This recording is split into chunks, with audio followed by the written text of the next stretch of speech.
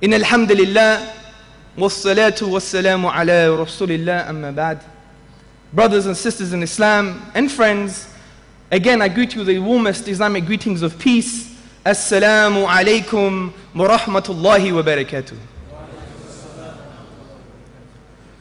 Brothers and sisters, let's make something very clear. When we think of the dunya, we think of something lowly, low, dirty, as the traditions tell us, equivalent to the rotting carcass of a goat. Because sometimes we always think dunya, then there's akhirah. No, but there's also dunya and creation itself. So when we think about creation as Muslims, we think about something positive. Because from creation, we get to know Allah subhanahu wa ta'ala. Alhamdulillahi Rabbil Alameen. All praises are due to Allah subhanahu wa ta'ala, to the Lord of the universe that created everything that exists.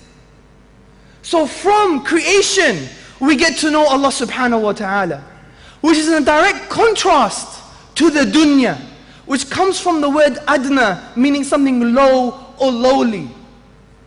And when we reflect as Muslims, we're told by Allah subhanahu wa ta'ala to reflect. As Allah says, أَوَلَمْ يَتَفَكَّرُوا فِي أَنفُسِهِمْ. Do they not reflect within ourselves? To reflect upon the creation. أَوَلَمْ يَتَفَكَّرُوا فِي أَنفُسِهِمْ. Do they not reflect within themselves? And again Allah subhanahu wa ta'ala says, وَكَذَلِكَ نُفَصِّلُ الْآيَاتِ لِقَوْمٍ يَتَفَكَّرُونَ. And thus to explain our signs in detail for those who reflect. So we're people of reflection. So when we reflect upon the dunya, what do we come to the conclusion? What conclusions come, brothers and sisters? Well, we will come to a conclusion. We will have a yaqeen that the dunya in the 21st century, brothers and sisters, is in a mess. The dunya, especially if we see it through the eyes of the Prophet Muhammad sallallahu alaihi wasallam with regards to his ummah, we are in a sense of destruction and mess. Only recently, we had 1.2 million innocent Muslims, Iraqis, slaughtered. Brothers and sisters, slaughtered. And these are not just numbers. Muslims don't play a numbers game. The ulama, when they used to see one coffin of the Muslim, they would be crying. These are 1.2 million Muslims slaughtered in the name of liberal democracy. If we go a little bit further back, just a little bit further back, we see 500,000 children, babies, dying as a result of the sanctions, the UN sanctions in Iraq. And these sanctions were not there to prevent Saddam Hussein from creating any weapons, brothers and sisters. These very sanctions were there to destroy the Muslims, to destroy the people of Iraq, Christians also. Because America, if you go to the UN files, they would boycott even medicines. How many bombs can you make from aspirin, brothers and sisters? This is not funny. This is the reality of the ummah of the Prophet Muhammad sallallahu alaihi wasallam. They boycott even medicines. Let's go even a little bit back, brothers and sisters.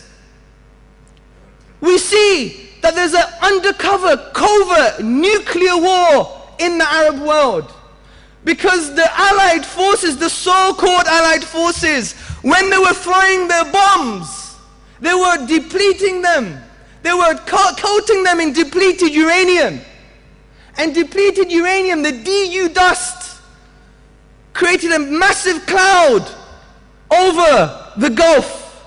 And we have women today in Iraq that when they have newborn babies, they don't know how to breastfeed the baby because they can't see their eyes, their ears, their mouth, or their head. Many deformities. Go to the UN files. This is not a mad mullah speaking. Even the non-Muslims talk about this. Let's get real people and wake up to this reality with regards to the reality of the dunya. Even when we go to our fellow human beings, many Muslim and non-Muslim in Africa, the pharmaceutical companies selling the Africans outdated, cheap, expired medicines when they have plenty of money to give them medicine to cure preventable diseases in the third world. Is this liberal compassion? Is this the compassionate values of the West? This looks like the value structure of greed. Brothers and sisters, just recently was the 65th anniversary of Hiroshima and Nagasaki, when the Americans bombed Japanese cities and incinerated a nation. Innocent human beings, brothers and sisters, incinerated a whole nation because the Japanese soldiers were fighting American Marines in Pearl Harbor. There was no residential centers in Pearl Harbor. They were full of Marines. But what did America decide to do? Which is the reality of kufr war, which has no value structure, no basis for morality and ethics. You kill our soldiers, we'll kill your babies. You kill our Marines, we'll wipe out your cities. And this is not just because they're American. Forget these labels. It's because of an idea, something which I'm going to discuss a bit later. Now let's go back a little bit more into the future, brothers and sisters. In the 90s, in Bosnia, what happened, brothers and sisters? The genocide and massacre of Muslims just because they were Muslim. And by the way, these Muslims didn't look like Muslims. It was such a massacre that the Serbian soldiers, brothers and sisters, would rape pregnant women. And then they would kill the pregnant women. And after that, they would be gambling. And it's not any old gambling, brothers and sisters. They will be gambling with the embryo to see if it was a boy or a girl. This is the reality of the dunya, brothers and sisters. This is the reality of the dunya. Now let's talk about home. I have a beautiful son, mashallah. His name is Zakaria Abdurrahman Tzortzis. Make dua for him and my family. And every time I see my son, I feel incompetent, wallahi. Because I know I myself don't have the ability to change his surroundings on my own. And I'm fearful. There's a famous African saying, it takes a village to bring up a child. So when I see him, I'm looking around our village in Britain. Every day, brothers and sisters, a young boy or a young girl commits suicide in their own bedroom.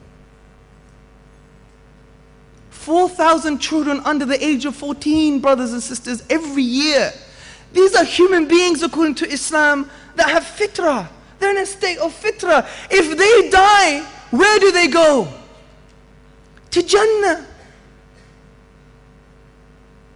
But society has socialized them so much, brothers and sisters, that they commit suicide in their own bedroom. Every day, 167 women are raped. 90,000 rapes a year, brothers and sisters. And these are the ones that are recorded. According to Amnesty International UK, 74% of all men would call the RSPCA if there was a sick dog on the road. But only 50% of men, only 50% of men will call the police if they saw a battered woman on the street. What does that say about people's feelings towards women in this society? And they claim we oppress our women. We honor our women. And we elevate our women because we know in Islam women are the first teachers of the scholar and the first protector of the mujahid. This is the status of women in Islam.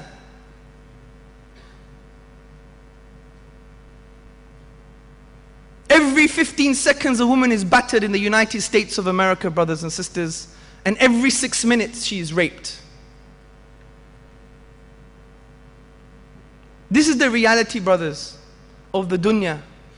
This is the reality, brothers, of our society. And when we think about these things, and when we think about them very deeply, especially what's happening to the Muslims, when we think about this, we get emotional, angry, almost full of hatred, if you like. And rightly so. Who has the right to tell us to react? We're human beings. We don't have any emotions. You're going to tell us not to react the way we should react as human beings? There's no bigger oppression, brothers and sisters, than the oppressor telling you how to react from his oppression. So we have emotions. We're human beings, for God's sake. But we shouldn't forget Allah subhanahu wa ta'ala.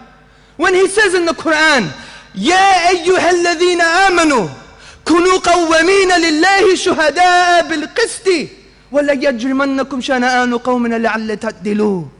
Oh, you who believe, Allah subhanahu wa ta'ala is raising your status, brothers and sisters, as people of amana. Oh, you who believe, be witnesses in justice for Allah subhanahu wa ta'ala. And do not let the hatred of others make you swerve from justice. Be just, for that is closer to your duty. But I ask you the question, brothers and sisters, where is the justice today? Where is the justice today? Just not long ago, in Chelsea, a sister was battered because a drunk man from a pub decided to hate Muslims. She was battered to the point the doctors could not remove the hijab from her broken skull. This is the reality. Where is the justice? But when we look into history, brothers and sisters, when the values of Islam were implemented in some form, the values were implemented in some form, we saw change. Allah subhanahu wa ta'ala says in the Quran, إِنَّ اللَّهَ لَا يُغَيِّرُ. Indeed, unquestionably, Allah does not change a state within a people unless they change what's within themselves. Anfusihim, what's within themselves, brothers. And when we go into our history, what do we see? We even see the Jewish community, and they claim that we're anti-Semitic. Yuri Avnery, a Jew that was a Zionist, now changed, said the following words, a famous journalist: every honest Jew should thank the Muslims for preserving the Jewish community. Because under Islam, when the values were there, that Islam preserved the Jewish community. Because we're people of Sunnah. As the Prophet ﷺ said, whoever harms a dhimmi, a non-Muslim under our protection, harms the Prophet himself. These were our values. And we had many other Jewish historians. Heinrich Graetz, a 19th century Jewish historian, he said the Jews live favorably under the Mohammedans, under the Muslims. You have a contemporary Jewish historian, Zion Zohar. He said thus, when the Muslims crossed the Straits of Gibraltar, the Jews saw the Muslims as liberators from Christian persecution. In the academic study, A.S. Tritton's study, he said the Christians preferred Muslim rule to that of Christians. You have Italian rabbis, Bertinoro, David De Rossi. They traveled to Baghdad and said amazing things about Islam. They said Jews are not persecuted in these lands. In Philip Mansell's book, Constantinople, he quotes a letter from a rabbi in 1453, and he says, come to the land of the Turks, come to the land of the Muslims. We are free, unhindered, taxes are small, rich are the fruits of the earth. We even have a famous sage and Jewish poet. He would write, the Muslims preach and sing of love and passion, and the Christians of war and revenge. A German poet used to write, I pray that a Turkish horse drinks from the river Rhine. So the Muslims could come to Germany and liberate the darkness of Europe at that time. But why did this happen, brothers and sisters? Why was the change there? Why did then the Jews thought of us as high, thought of us as people with honor and justice? But now we're seen as the problem. It's because of the values were there, brothers and sisters. People called for those values. And this is precisely what we're talking about.